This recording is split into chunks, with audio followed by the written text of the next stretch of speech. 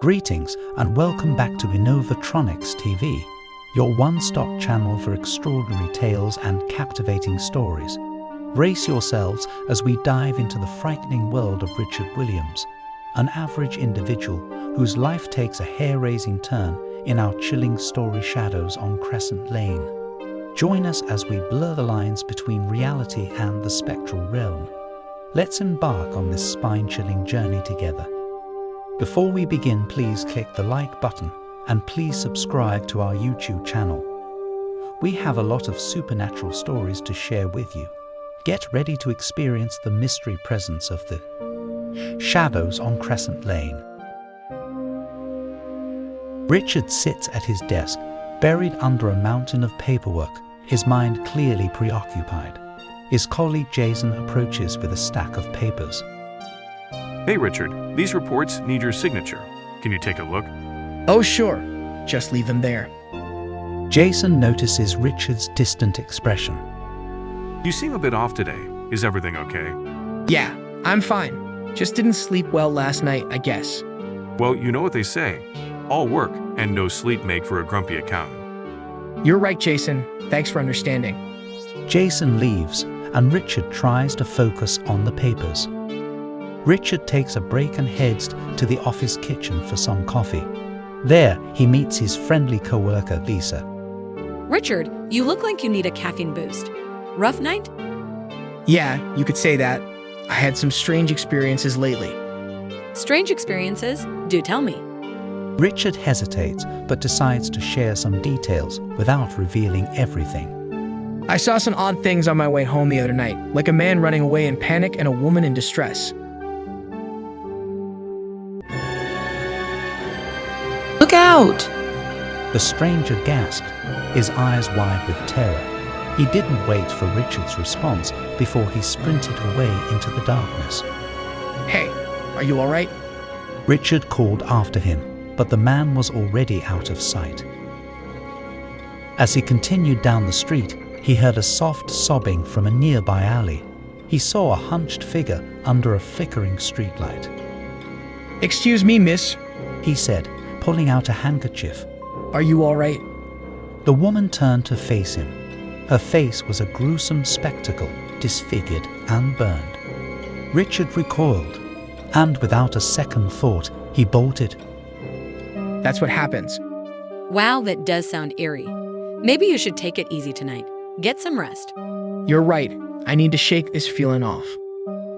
Richard is once again engrossed in work when his boss, Mr. Hubble, enters the office with a stack of important documents. Richard, I need these financial projections completed by the end of the day. They are critical for our upcoming meeting. Don't worry, Mr. Hubble. I'll get them done promptly. As Mr. Hubble leaves, Richard's mind briefly drifts back to the haunting encounters, but he pushes those thoughts aside and focuses on his work. Richard is deep into the financial projections when he notices a strange shadow on the wall, resembling the ghostly woman's figure. He blinks, thinking it's just his imagination. Focus, Richard. It's all in your head. He continues working, trying to ignore the growing unease. Richard finally completes the financial projections and breathes a sigh of relief. Well done, Richard. I knew I could count on you. Thank you, Mr. Hubble. As Richard hands over the papers, he feels an eerie sensation, as if someone is watching him. He glances around, but the office is empty. Richard steps into the elevator, looking tired but relieved to leave the office.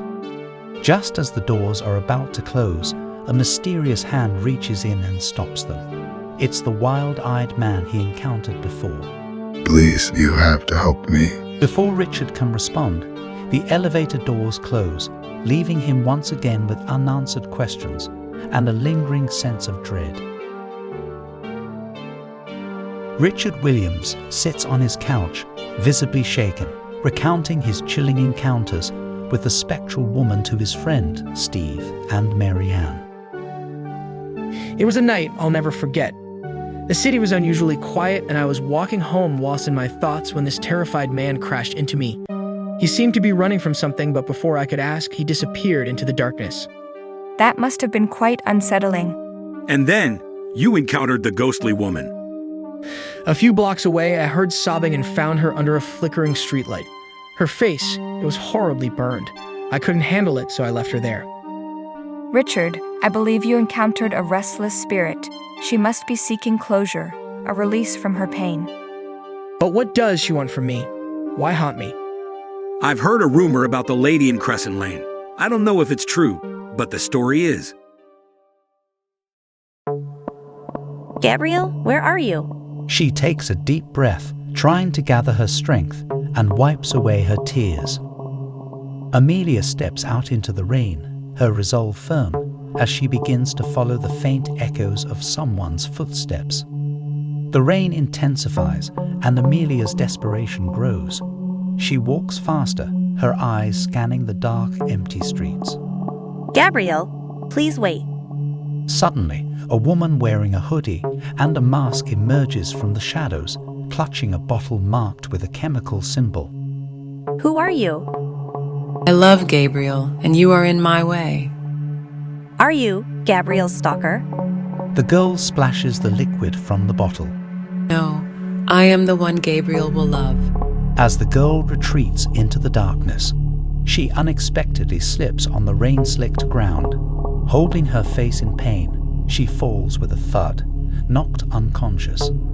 As the rain clouds disperse, daylight slowly filters in. The once desolate lane starts to bustle with activity as people begin their day. Amelia regains consciousness, but her surroundings are eerily quiet. No one seems to notice her presence. Hello, can anyone hear me? She tries to approach a passerby, but they walk right through her, oblivious to her existence. Gabrielle! Amelia watches from a distance as the townsfolk discuss the ghostly sightings on Crescent Lane. I heard she's the spirit of a heartbroken girl. They say she's looking for her lost love, and all of her victims are male. I'd avoid that lane at all costs. Her sadness lingers there, and you can feel it when you walk alone at night. Amelia continues to wander the lane, her translucent figure barely visible in the moonlight. Gabrielle, please hear me. I need to understand why you didn't come. She reaches out to touch a passing couple, but her hand passes through them. Gabrielle, I will wait for you here. Please come back. Richard, you must confront her. Find out what she wants and see if you can offer any assistance. Facing your fears might be the key to ending this haunting. Richard stands under the same flickering streetlight where he encountered the ghostly woman before. He takes a deep breath, trying to muster his courage. Are you there? I know you're seeking something, but I can't live in fear anymore. The spectral woman emerges from the shadows, her burnt face still unsettling. Richard takes a step back, but holds his ground. Tell me what you need. I want to understand. The ghostly woman studies him, her eyes showing a mix of sorrow and longing. She opens her mouth. I'm waiting here. Who? Love. You're already dead. Please let it go. You will never come back. She vanishes into the night, leaving Richard alone. Richard returns home, a mixture of relief and uncertainty on his face. What happened? Are you all right? I faced her. I don't know if I helped, but the haunting stopped. You did the right thing, Richard. You showed bravery and empathy. This whole experience has changed me. I've been so caught up in the monotony of life that I never stopped to think about the unseen struggles around us. You've grown from this, my friend. It's a reminder that life is more than just work and routines. The three friends sit together at their regular table. Thank you both for being there for me through this ordeal. I never could have faced it alone. That's what friends are for, Richard. To Richard, the man who conquered his fears and learned to see the world with new eyes. They clink their glasses together, toasting to the transformation that Richard went through. Richard gazes out of his window, his mind at peace. The memory of the ghostly woman lingers, but he no longer feels haunted.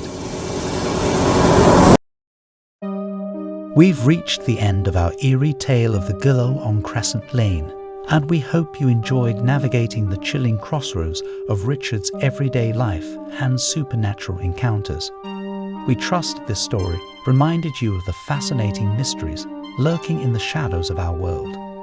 If you've enjoyed this tale, don't forget to press the like button, subscribe, and activate the notification bell to stay updated on more gripping stories from Innovatronics TV. Until our next adventure, may the allure of the unseen continue to captivate your imagination. This is Innovatronics TV. If you want this type of contents, you may want to check our video A Horse Fable, Triumph and Trials in the Countryside, and The Guardian of the House.